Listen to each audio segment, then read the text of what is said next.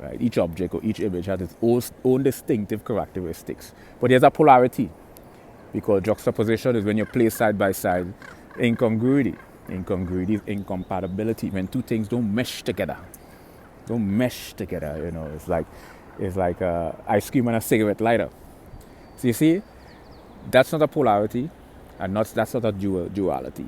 That's a contrast. Contrast is based on stark differences. Polarity is when they go polar opposite ends of the stick, end of the spectrum. Duality has to do with rigid distinctions between two phenomena, right? But contrast is just stark difference. So when two things just seem different, contrast. So don't use these terms interchangeably and out of context.